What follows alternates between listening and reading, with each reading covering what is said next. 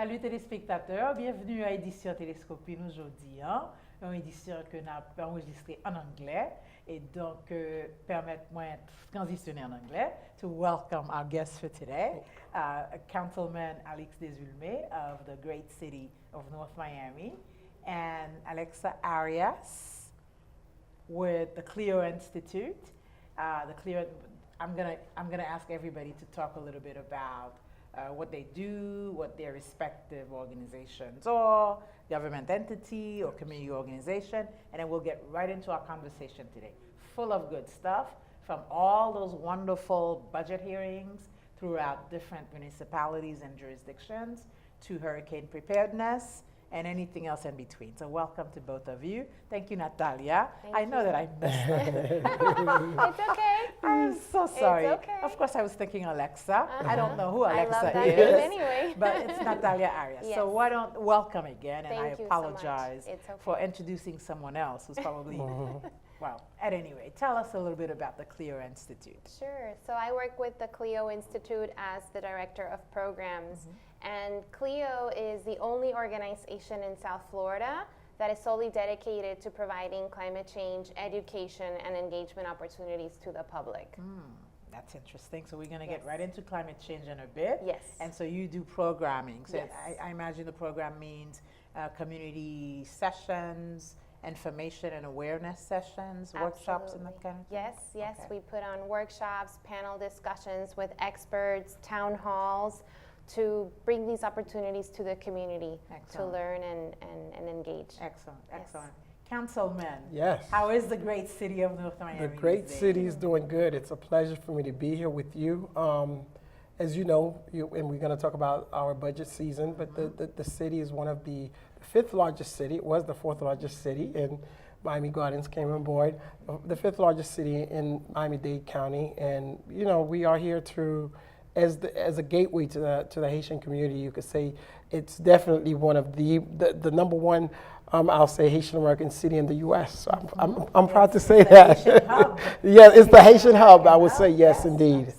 Absolutely. Indeed. So you introduced it a little while Yeah. ago. So it's this, we're in budget season, Yes. right? And that it's important that we have this conversation because we want to be sure that our viewers, whether they're your residents in the city of North Miami or they're viewing us from North Miami Beach, city of Miami, and I know that this show carries as far as Broward and as far south as Homestead and Florida City. So each city Yes. has been going through their budget hearing cycles, right?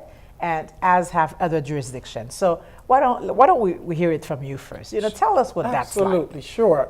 Well, as you stated, each municipal, as we have 34 in Miami-Dade County, including the county itself, and we do have the school board. That's a different entity, the fire trust, the children's trust, different governmental agencies, the pet trust, the pet trust now. All of these entities are governmental entity. And governmental entity, their fiscal year, our fiscal year starts in October. So when we talk about the budget process, it's really a process that starts a little bit before summer. Really immediately right after this process is over, you start the process for next year. Absolutely. I know it's like that. Absolutely, for organization. Right. But with us in government, you will go around and make sure that the departments get their requests in and supplementals, whatever that needs to add in. And us as the elected body does have a period where we'll get with the city manager and we kind of go over our priorities, what we want for our district, how do we envision the city, and then we talk about different aspects of what funding are available for community work and CBOs and all these different processes. So each of these entities, the school board, the children's trust, the county, we go through this process, and by September, within the month of September, with Yeah, the because legally there should be Legally, two yes. budget hearings, There right? is two, and we're going to get into that. The first one is one that has to be advertised to the public where they will go. That's when we present the budget. And at that And time, you set the millage. I was going to say that. Oh, I like. So during that first budget meeting, that's when you set the millage rate for the year, because as you know, your budget impact is based on the millage rate of the taxes of the property. However, once you set the millage rate, there's by law you cannot go over it during your second meeting. Right. But you could definitely decrease it. Right. So normally the manager, administration, and elected official during that time, during the first budget and the second, which is the final meeting, which North Miami held its final meeting this week earlier. That's right. This week, we kind of negotiate, you kind of see how you could balance the budget. But the first meeting is important because it actually, the manager, the administration, either the county or in case of Miami-Dade County where we do have a strong type of mayor government, the mayor would present its budget to the county commissioners. In our case, most municipal, well, all municipal in Miami-Dade County, the city manager presented to us as the council, and we looked at it, we discussed it, and we're trying to review it and approve it. Okay, so then if there are then two budget hearings where at the first one you set the millage rate, so it seems to me that that would be the most important meeting Yes. for community residents to participate Absolutely. in. Would it not be? Because as you said, if you can't lower the millage once you No. set it, Yes. so this is when people need to be showing up to tell you tell what they you. need. Okay. Perfect example. In North Miami, one of the proposals that was in the first budget, where our utility tax rate had to increase. So they wanted to increase it. As you know, in our community, and we have a program that the city of North Miami is going to work with Sant, which I started last year. I initiated a utility assistance program.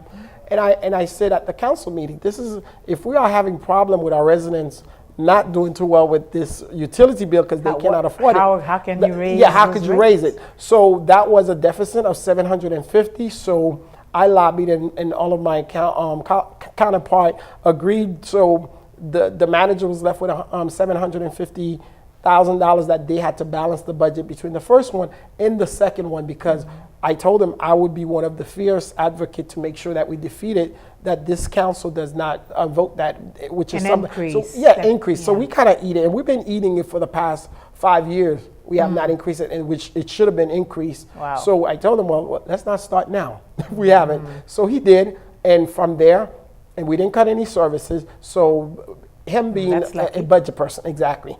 But we would ultimately had to. So it's very important, and there's some negotiation that could happen between the first and the second. The ultimate goal, and by law, we as elected officials, there's a lot of things that we can do, but this is one of the statute that's in the Right. statute that we By must law, do. that's the one thing That's you the one must thing by do. law we must do That's is right. pass That's the right. budget for the That's city right. to function. That's right. So I wanted Natalia to weigh in a little bit here in terms of, what your view is about citizen participation at these TRIM hearings, as they're called. TRIM stands for something that I forget now, but essentially it's those the budget hearings. So what do you think? Do you think that in our community we've got excellent participation rates, or do we have more work to do? We definitely have work to do, and it is crucial that community residents show up to the budget hearings.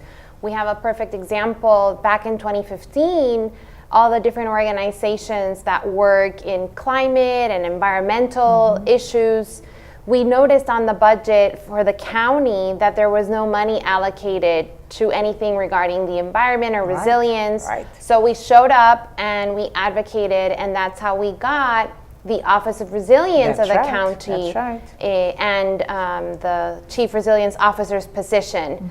So that's a perfect example of why it is important that we show up, that we have our voices heard, because if not, others are going to make those decisions for us. And we're going to be left without those things that we say we need, right? Exactly. And here, what are we talking about? We're talking sidewalks, we're talking lights, street lights at night, right? We're talking making sure that your neighborhood is clean and safe. We're talking all of the things that I hear people complain about all the Absolutely. time. And if there's one place to go and air out those complaints, I would say it would be the budget hearing. Yes. Right? And so, yes, I'm with you. We've got a lot of work to do. Were you satisfied by the number of people who showed up to your meetings? We didn't have You didn't not have- too many. yeah, But okay. it's an ongoing problem. But because of our community and and majority of my district is Haitian-American and a large Hispanic coming up. So I do understand it's an engagement that I started doing many years ago to engage them, the importance of it. But because of the culture, we've got to work the on historic culture, they don't have these meetings in Haiti. Administration make that decision. So a lot of folks do think that it's up to us to make the proper decision. They elect you, so you need to make all the best decision that we can. But the outreach is ongoing. So I do hear from my folks, yes, I love what you're doing on the streets. We need more streets. We need more roundabouts. We need more program for seniors. We need more. So you do have an idea. So that's why I said the manager and I would meet with the other elected official. We have a priority list. And that priority list is something that we accumulate throughout the year, and we'll present it. We say, this is what we want to fund. We need more parks. This is what I want in the parks. We need new stuff. So if you really, because of the dynamic of the culture of your constituency, you will know a way ahead. Different ways. It's a different ways of doing it, because you got to go out to them. They a lot of them you can't send emails because they doesn't speak English, and now those who do speak English are very older. I have a high number of older residents who are not comfortable, African American or Hispanics. They're not there with the emails. So it's really me going out, doing door to door and talking to them. And everyone has my cell phone, so they can say, Councilman, we need this for next year. Can we do this? We need more parks. So it's an ongoing outreach, but we definitely need more civic engagement. But you're finding ways to do things in an alternative manner. We have to. So what are you hoping to do differently this year? Well, first of all, I do have an idea of, for the past few years, of doing an outreach, which is a TV show in Creole, and then it'll be translated in Spanish, and where we're going to educate the residents about each of the critical services that cities provide, government provide, and we'll take each department by department. So we're going to talk to the directors, talk to different folks, explaining to them, because the biggest complaint, or not complaint, the biggest issues that I have, like 80% of my day now, is dealing with code enforcements. And code enforcements is folks who think what they can do, and a lot of it, when we talk to them, they don't understand the actual violation the process. Right. That makes sense. So that's a good idea. So you're hoping to do this community meetings, town halls, what? How are you? Yes, well, town hall, I do town hall right now every 3 months, where I always have over 100 people throughout the community, and that's on knock on doors, letting them that you are doing this, the service is provided. You let them know what's going on. The radio is a very good way, and of course with this new TV show, so that's kind of do that. In newsletters, I mail newsletters to folks' house to kind of give them a summary, because a lot of folks don't have it. They don't have TV, they don't have radio, and if I go to their house, they're not there, and I left something at the door. So you do something to make sure. Absolutely. So Natalia, how does Clio mobilize its own constituency to show up to these various meetings? What do you do? How do you get the success that you share? It's definitely a combination, as we were just talking about. Nowadays, it's not only online via emails or a website. We also have social media, and we do the traditional door knocking and canvassing. Good old-fashioned door-to-door. Yes, and also collaboration. We identify community leaders and community-based organizations that particular neighborhoods already know, so then they see that it's a collaborative effort to reach out to them and provide them with the resources or education that we seek to provide. Absolutely, and we recognize clearly that the challenge remains that people don't always have the time to show up to these meetings. People don't always understand what's going on in the meetings, because clearly the subject matter is very important, is very scary at times. And so, though it's important, but if you don't understand, you feel very intimidated. Absolutely. And so that says that we've got to just continue to fine-tune our strategies to get to the right combination of tactics that really work for our community. Because I think we're all saying the same thing here. So we're going to take our first break. When we come back, we're going to continue our conversation with hurricane preparedness. You know that we're in hurricane season, right? Yes. All right, we'll be right back after après premier pause là, after this first break. À tout de suite.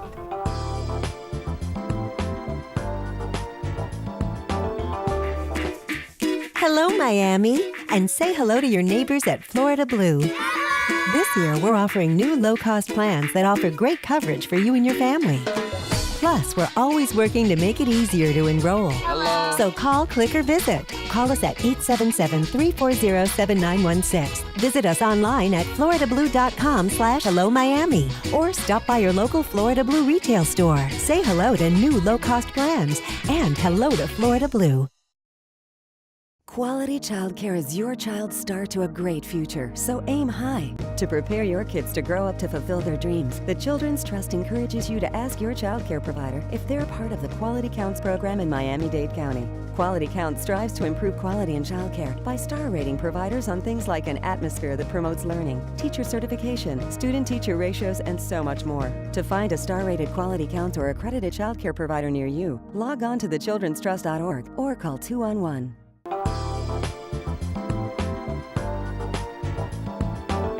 So welcome back, and as announced previously, our guests for today are Councilman Alex Desulme of the City of North Miami, and Natalia, not Alexa, Natalia Arias. Thank you for that again. Sure. With the Clio Institute. That was a joke, because I did remember it was we've been talking about the importance of just encouraging participation, citizen, resident participation in council meetings, city meetings, county, school board, Children's Trust, all of those meetings where they're deciding the budget, right? Because once the budget's voted, that's it, right? So we're done with that segment. So moving on to hurricane season, right?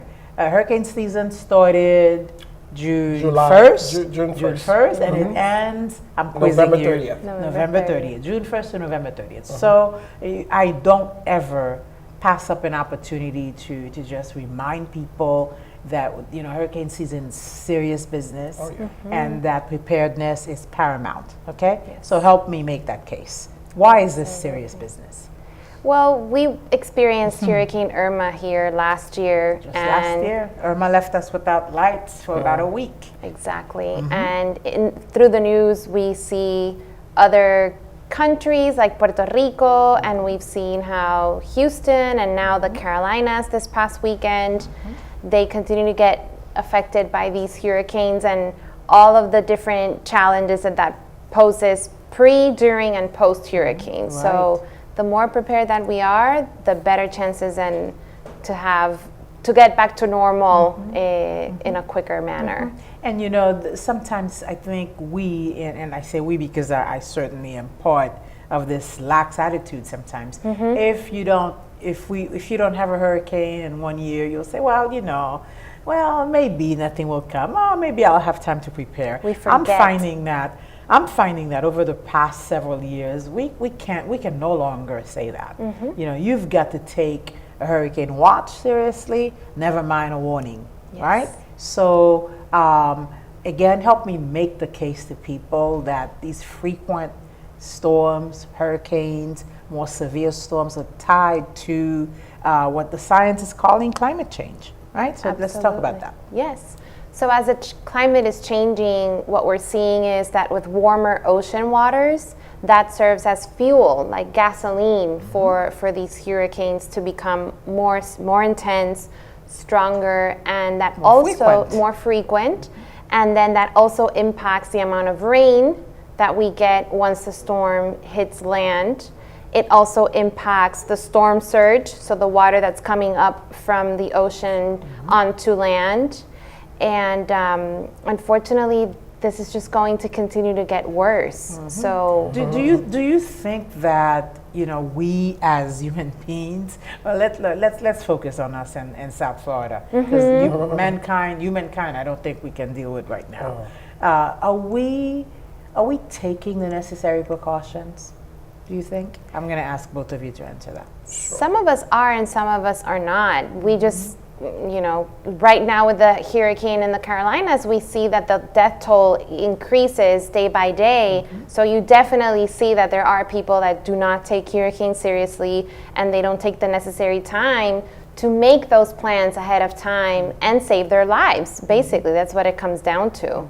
And certainly, as people from Haiti, as Haitian-Americans, we understand the devastating impact of these kinds of storms, whether they're mild or whether they're severe as a Hurricane Matthew, right? We know that given all of the ecological and environmental challenges in Haiti, we know that with the changing climate, on top of this degradation, I think Haiti is bracing itself for worse, for the very worst, right? Indeed. And as a government entity, not only global warming, it's also a political issue that we, when you talk about climate change, so it all depends on which side of the party you are. Because what she said, I'm on the side of science. No, we understand that, but at the same time, it all based on what party you belong to, because you do have folks who doesn't believe it. So that's a whole different show and a whole different segment. But it shouldn't have become a political. It's not a political issue. That's what we say. It shouldn't have been, but it is. It is. We allow the partisanship. We allow it to be, and because of everything is so partisan, and something as bad as it is right now, look at the climate of the city. But let's talk about the city, a municipal on that standpoint. As a local government, you have to take responsibility not only for all your citizens, but everything around you. Yes, high sea level rising is a problem. It's an issue that we got to do. Flooding is also a problem. But also when we are building the strengthening the building codes, which is what Haiti really does not lack of, and we got to make sure we got stronger building codes. We got to make sure we have a Hurricane 2 and above when we create buildings. A lot of the older buildings that we had in the past, a lot of them cannot sustain a level 3.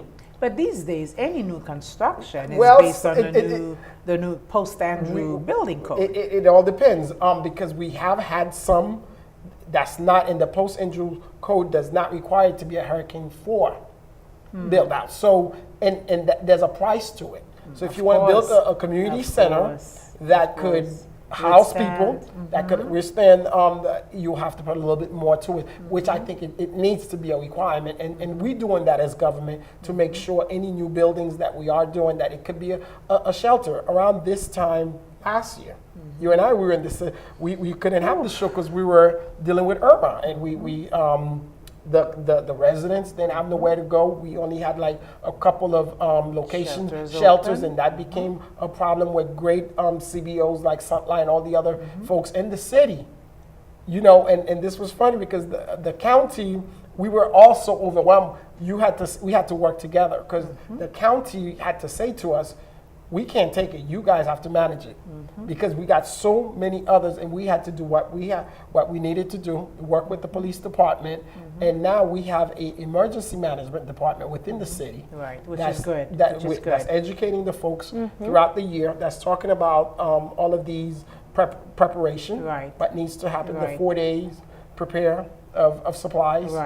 So we're going to get into that right now. So let's do that. So I'm glad to hear that the city of North Miami is really serious about making sure that building codes are as strict as possible, in particular if you're going to build facilities that could potentially become shelters. Absolutely. Right? So let's transition to the average household preparation. Right? So let's remind people of what they're likely to hear first, right? So first they're going to hear a hurricane watch. Right? So there's a hurricane around. It may be catching speed. It may be coming our way. So you hear a watch, you go out there and you get your supplies. What do you get? What supplies? Basics. What are the basics? Your water, your canned foods, a first aid kit, non-electric can opener to open that canned food. Your flashlight, your batteries, those are some of the basics. Would you add to that? Yeah, well, yes, all those, but also make sure you have, if you go into a shelter. No, right now we're still at the watch. Yeah, well, this is what I'm saying. If you are going to the shelter, because we experienced that, we had to actually go out and buy stuff for the sleeping bag. So that's also should be part of your watch, your sleeping arrange, the little sleeping bag or pillows and stuff. All of that should be put aside in addition to the water and everything that you're going to need, because those are important. Because if you know that you live in an evacuation zone, we're going to talk about it, and you know that you're likely to evacuate, so you need your stuff. And it's a first come, first serve basis only, and we cannot exclude folks from the county that comes in. So even if you are in North Miami, there's a shelter.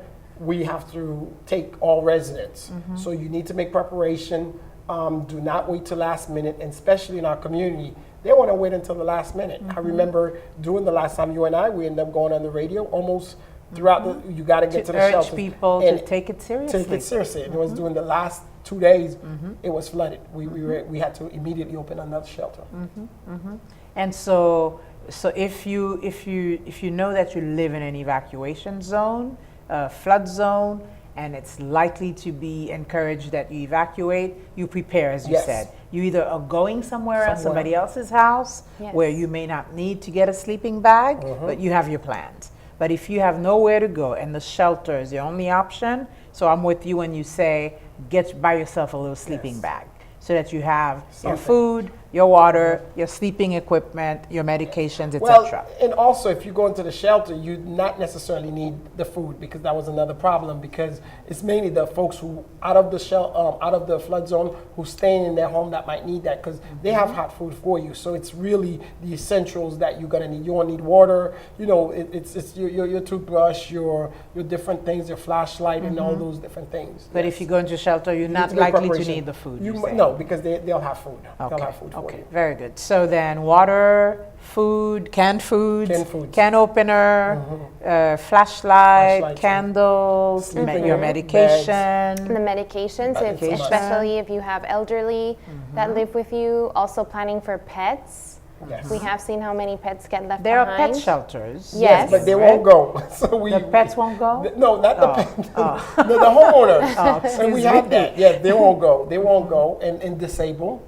The disabled. Disabled So shelters. there's Right. So there's So there are various shelters, and if you don't want to go to a pet shelter, hopefully you've preparation. made other plans Yes. to go stay with some relative. Yes. If you're an elderly, disabled person, there are shelters for those populations too.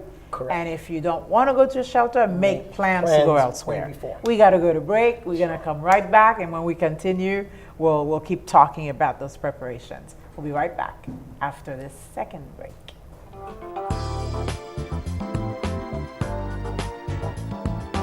The most important 20 minutes of your day is spent reading to a child. Make books a part of your family's daily routine. Point to and talk about the pictures. Ask your child to repeat the words. Answer questions. Talk about it. 10 o'clock. Hey, that's really good. The contender Enjoying is books on together time now and going helps well. children read to learn as they grow, ensuring success in school and in life. But their success depends on you. Don't let the children in your life become a statistic. For more information, visit thechildrenstrust.org.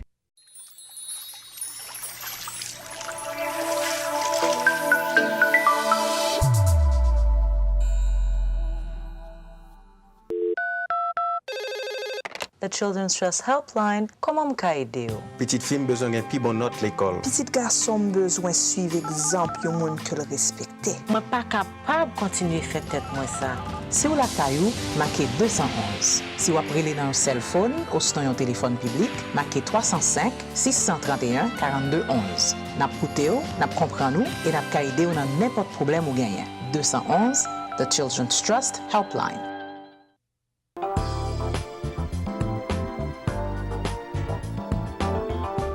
We're back, téléspectateurs. Alors, on va pratiquer anglais et créole aujourd'hui. Hein? So we're back with our viewers, and our conversation is still about hurricane preparedness. So before the break, we were talking about special preparations, right? So someone with a pet. We know there are pet shelters, and if you're a pet owner, a pet mom like I am, if I had to evacuate, I would make sure that I can go with my pet. So what's my responsibility? You have to find the appropriate shelters where you can go with your pets. Right, because In not order- not every shelter Exactly. accepts a pet, right? So again, if you're a pet owner and you know you want to you have to evacuate, and you can't leave your pet behind, you've got to go to a shelter that accepts pets, right? Now, what of the case of elders? You know, elderly and frail people who need medical attention. Are there specialized shelters? Absolutely. And the county put out a list as the hurricane get a little bit closer. They'll Right. tell you when the shelter is available, and that normally would be throughout the news. cycle, so you will know exactly which shelters open. Not all of them open at the same time, so you're gonna have to pay attention, close attention, and make sure you are getting accurate information on where to go and make proper arrangement how you're gonna get there. Right. Because that's also important. How do you get to the shelter? Right. Because there is free services, but it's first come, first serve. Right, and sometimes Miami-Dade County makes the buses available to drive people to That's what they do. shelters. Special needs individuals can do special transportation services, Yes. STS. Right, so again, you make plans. Make plan. You plan That's number to one. have the STS driver pick you up to take you to the shelter, but plan Yes. early. And, right? and as you know, we have a senior program in the city of North Miami that I created.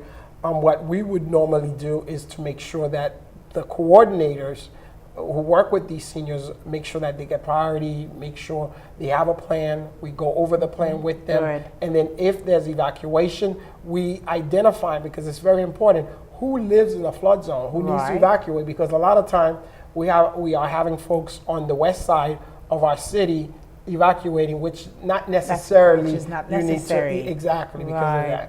So what you're saying is that the city of North Miami has some sort of vulnerable populations Yes, list? well, I don't want to use the word vulnerable, Well. but the folks who live on near the sea, near the coastal No, line. but that's not what I mean. I mean, because you just said that there are some older people. Oh, yeah, the elderly. Yes, Those are the vulnerable absolutely. ones, Okay, right? You know absolutely. who they are. Yes, we know you who they know are. The they ones- need to be picked Yes, up. yes. You know where they live. And so not only are they prepared to be picked up, but they're they know. prepared to go too. Yes, because That's they what are I'm in our talking about. program yearly. We have data on them. We are in contact with them, so we are able to make arrangement because we do pick them up every day, every other day when we have the program. Right. So they easy. We get them done first. So it's important.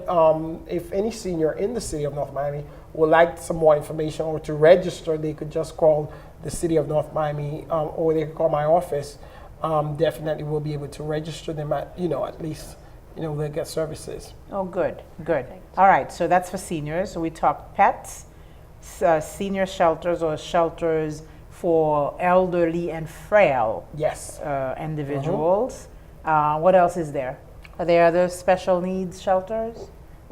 Well, one thing that we need to, there's really not, because we hit mostly, but also for the kids, make sure you have something for the kids to do, because that's becoming a problem. So whatever little game that they have, that's also important. That makes sense. You put it with them, a little book, well, they're not going to read. So, but they should be reading. Something they should be for doing them to do to stay something for them busy. to do to stay busy, because that's also becoming a problem. And we find out during the last hurricane at North Miami Senior, the kids were running around, and we had somebody special to work with those kids in the classroom to do, Right. because they. But remember, they stayed in those shelters longer Yeah. than most people anticipated. That- right? well, that- so that's then that's part of the that's planning. that part. Yeah. Making sure that you plan to stay for, what's the average stay? Do you know? It based on the hurricane. It depends. It depends on the damage that was done. Thank God it wasn't that severe. But if it was, and you needed to be there for a couple of weeks, the biggest problem that we had with Irma was the light was not back Right, on. right, But other right. than that, the Right. structure of homes, there was not much damage, so that was okay. And we dealt with the lights, where we went out block by block, giving out Right, water, right. making sure, and I even had two big outreach where we did cookout for the folks in the neighborhood Right. prior to their lights come Right. back on. Et So cetera, the et lights cetera. were really that the was big that was the issue big issue. That's after an Irma. FPNL problem. But in terms of other residents countywide, Yes. again, the issue is that people don't always have the adequate supplies, and adequate means the amount of food and water that they need for 2 or 3 days, especially Exactly. if there's no electricity, electricity. and therefore there's no way for you to go get more supplies. Yes. Right? So what do we say then? What do we say to people then? That's where the pre-planning is just Yes. crucial. And right when the hurricane is coming, it's a very stressful time. So we don't work well under stress. So that's why we emphasize on the pre-planning. It's funny you mentioned that, because the other big problem we had was the gas Folks were running out of gas, and you remember the line there in was the no gas electricity. station. So, well, yes, but the other thing is, part of that pre-planning is to plan. Don't wait during the last minute. Get your gas filled up, and I Get was your in that. filling Filled up up your way tank. in advance, even if you didn't need it. But so there was a shortage of gas, although it was lines and lines for folks to get gas. So part of that planning is to make sure you have cash. But then, here comes the issue. I'm glad you said the word cash, because for a lot of people, they just don't have the ability to cash, to purchase things at the last minute like that, right? So they can't buy those 3-4 days worth of supplies.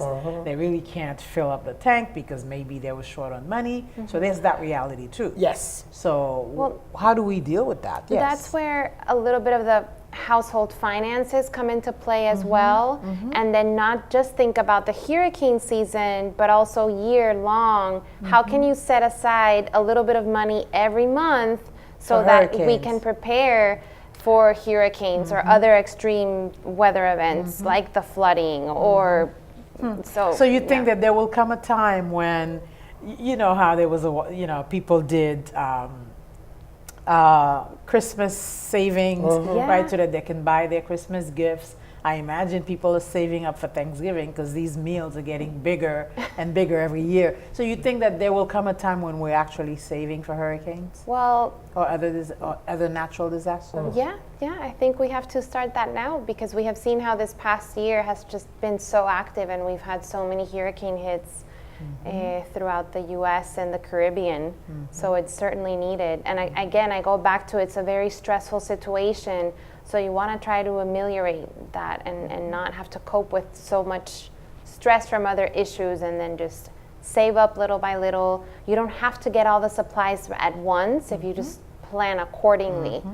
That's the thing. I think we really need to emphasize pre-planning and planning early. You're right. You could buy water and leave it there. It isn't going to spoil. And if you don't use it this year, use it up and stock up next time if you can. And we don't even have to purchase bottled water. Because you can could get use water your reusable bottles or glass bottles and just have them stocked up in your pantry. If you allow me, you mentioned something that was important, and we do that as a city with a large population of Haitian and other ethnic group. We did find that a lot of the Haitian Americans, they simply say they did not eat or they don't want to eat canned foods. Right. So you do have a cultural aspects, and we do understand the economic aspects of it. They may not have enough resources of money. So in those cases, it's important that they do pre-plan. If you're not going to eat whatever type of food you think you don't need. If you're not going to have tuna. You're going to have to figure out food. what you're going to do because you won't be able to eat the rice and beans and the thing for a couple of days. And so that might have to come part of the education that we do to let them know it's not something that we're saying, but this is an emergency purpose because we had folks that was coming into the shelter wanting to go and cook something and they couldn't leave and come back. Folks will take them. So there's a lot of So they wanted to actually come to the shelter, reserve a spot, go home and cook and bring it back. And it wasn't exactly. This is not the Marriott, so it was an issue. It's an education. It is it's an education. And I don't think we can ever, we have to be relentless on educating about pre-planning, educating about what you need, and educating around if you're going to evacuate, this is what you should take, and this is what you probably should not take, right? Definitely. So no one mentioned securing important papers. What about that? That as well. Again, in a moment of chaos or stress with once that hurricane is about to come, you typically don't think about these things, but you need your ID, your passport, your birth certificates, things like that, that if your home were to flood or some other had some other issue and you lose that, then that's a whole nother added level of stress. On top of the loss that you've suffered. And again, let's look at the Carolinas most recently, right? These people are devastated and people are going to go into FEMA trailers and they're going to have to be there for up to 18 months. I mean, it is crazy. It's stressful, it's frustrating, and we just, to the extent we can, we're trying to have people plan for this. And Yes. as I say that, I even recognize it for myself. I need to be sure to at least photocopy stuff. Take Yes. pictures. Yes, pictures. Use your phones. Yes, Take pictures yes. of your important There's documents. an app for that. Definitely. Right? Yes, yes, There's there an app. is, you know. And to store that stuff that way so that if your house floods, you didn't You'll be good. lose in addition to all of your possessions, but all the paperwork to help That you you'll deal need. with your insurance. Indeed. Right? Because that is no joke. Yes. That is And absolutely FEMA's no not joke. playing. No, not Unfortunately. at all. So we did food, pets, elderly and frail, evacuations. Talking about evacuations, I know that the county has these zones. There are zones that are more likely to flood, and therefore they're the red zones for evacuation. Then it goes from red to Yeah. yellow, orangey, All the way up then to- yellow, and then a light green, pale green, Yes. which is not very much at risk. How does somebody go about knowing what the topography of Miami-Dade County looks like in terms of what those flood Yes. areas are? Very easy. If you live near the coastal line, near the ocean, you're most likely in the red zone. And then immediately after that line, so you will be in the light East of Biscayne, let's say. East of Biscayne, probably definitely red zone. So anyone in Miami Beach, South Beach, red zone, because they are on an island. They are in between two waters, so let's not talk about And that's that. one of the reasons why Yes. the city of Miami Beach is always among the first to say, okay, everyone, you gotta go. evacuation orders. Same thing for Key Biscayne. Yes. Same thing for all of these inlets and all of Inland, these yeah, little islands off-land where inlets. people.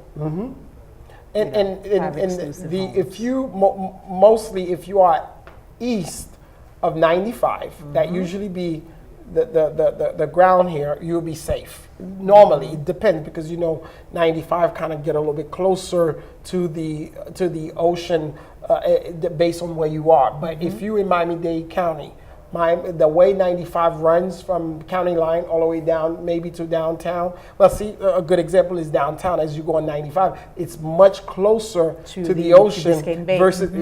versus if you're in North Miami. So normally 95 is probably a little bit west of 90, well, east of 95.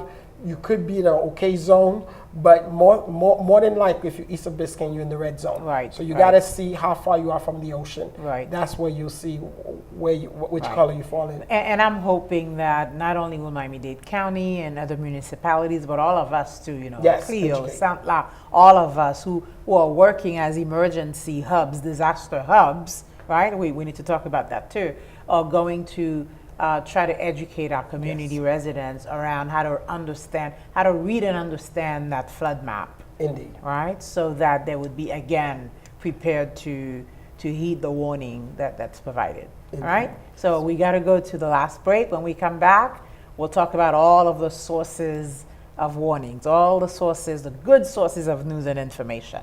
All right, Okay. so we'll be back after this last break. La fenêtre tout de suite.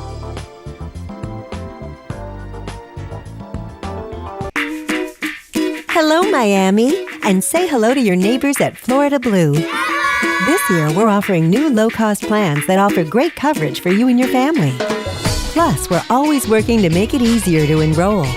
So call, click, or visit. Call us at 877-340-7916. Visit us online at floridablue.com/hello Miami, or stop by your local Florida Blue retail store. Say hello to new low-cost plans and hello to Florida Blue.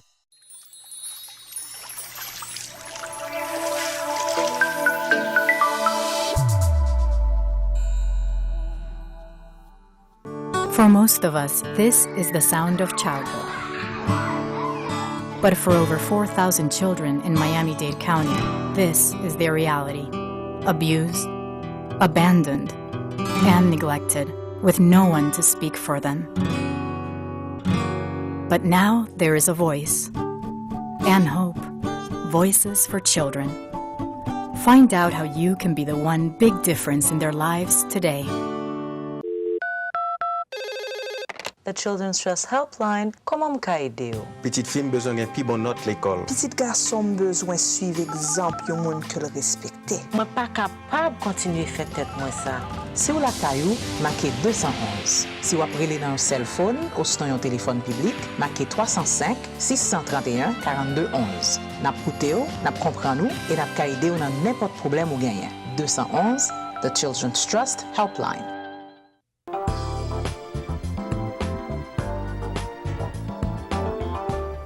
So we're back for the last segment of today's show. Our guests were Councilman Alex Desulme, City of North Miami, and Alexa Arias. No, it's not Alexa.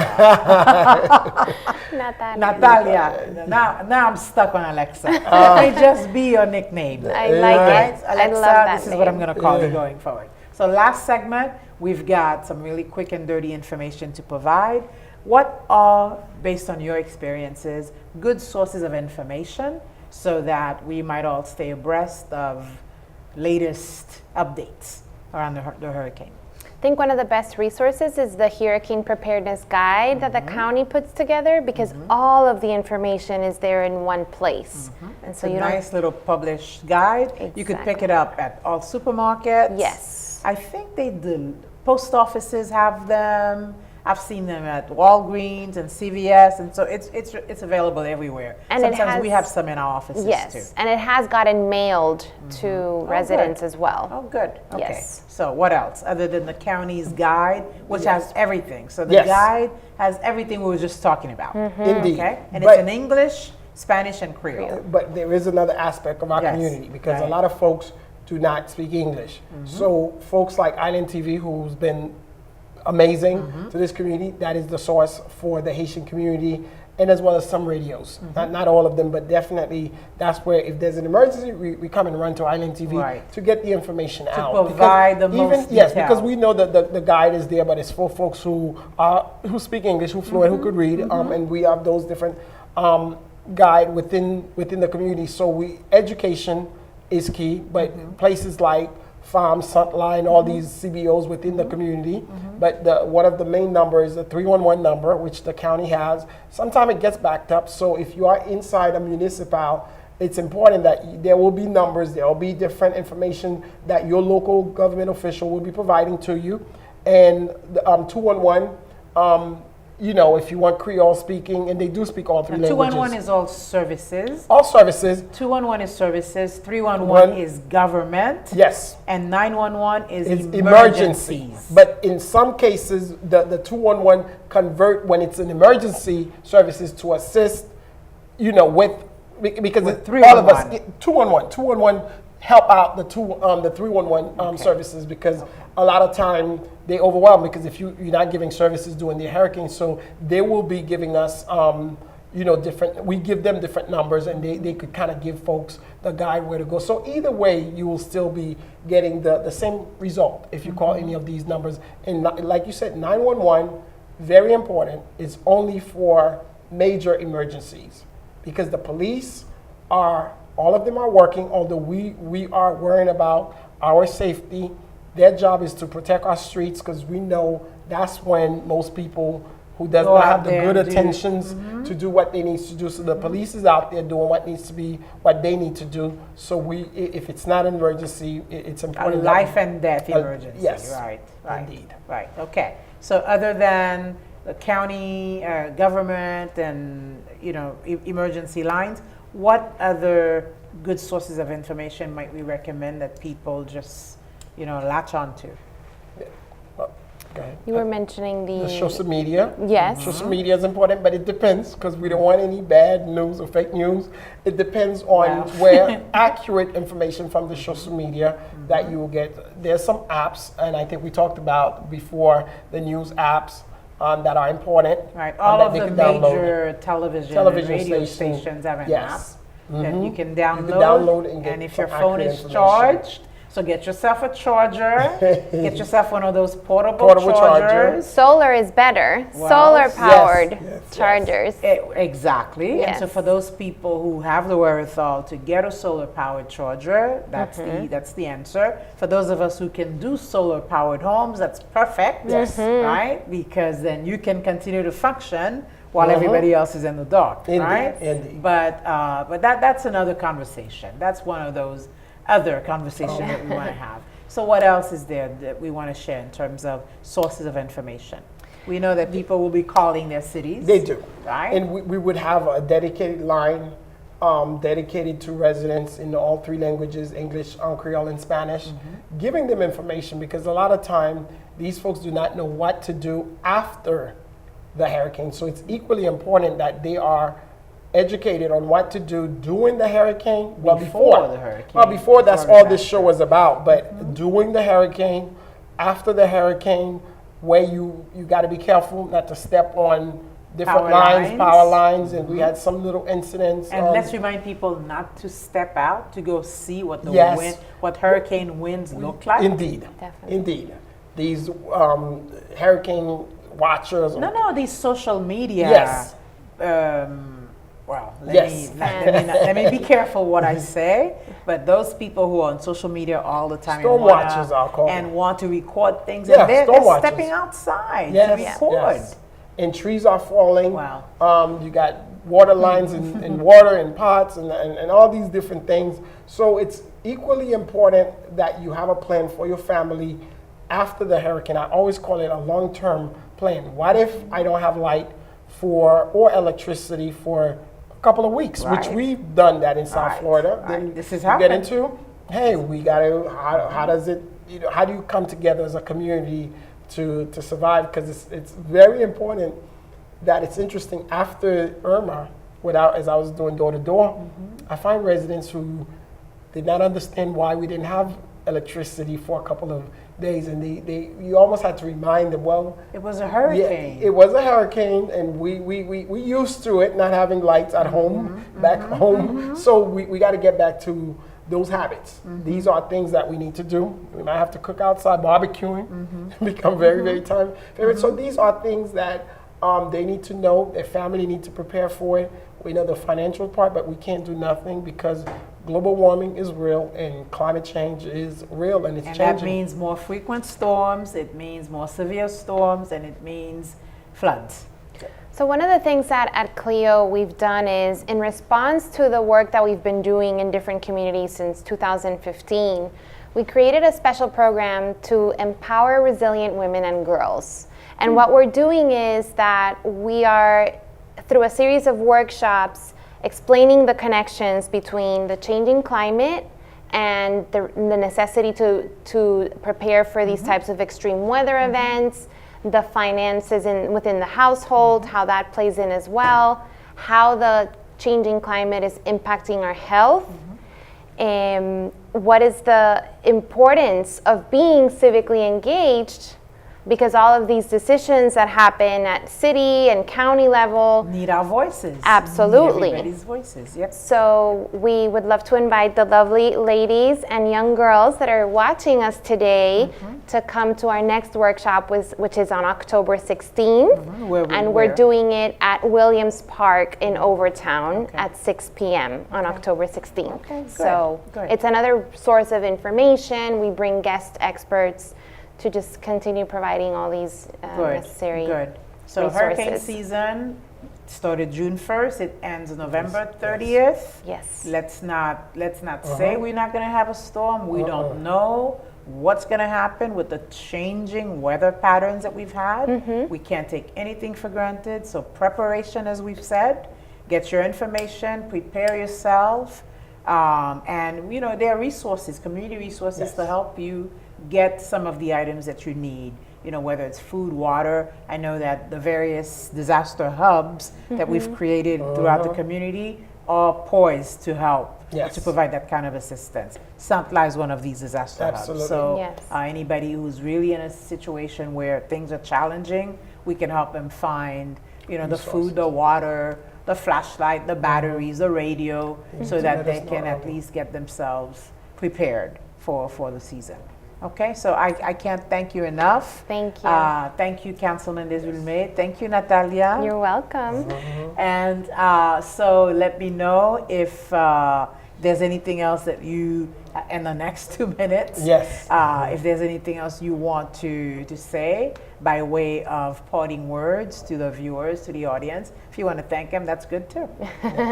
Well, I definitely invite everybody to look into the Clio Institute. We have a website, clioinstitute.org, and you can find all sorts of events that we put together all the time for the community to educate them on this complicated topic, which climate change seems to be, but how we have solutions and we need to be prepared for the different impacts that we're experiencing. That's absolutely right. Absolutely right. Councilman, Yes, your parting words. Indeed. Thank you so much, Natalia and Gypsy and Teleskopi and everyone who's watching.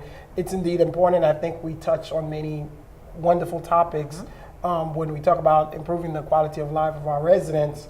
Again, North Miami is partnering with Sant. We are meeting ongoing, and we are going to meet to come up with strategies and different things on how to prepare and educate the community And how to on provide information. Yep. Accurate and timely. Yes, during this critical season, and it's only getting worse each year, so we will be better prepared. So thank you for all that you guys do. Thank you. And thank you again for joining us today. Thank you, viewers. Merci en pile. Je souhaite que tout le monde comprenne, enfin, totalité émission aujourd'hui. Donc, merci en pile. À la prochaine pour notre édition Télescopie.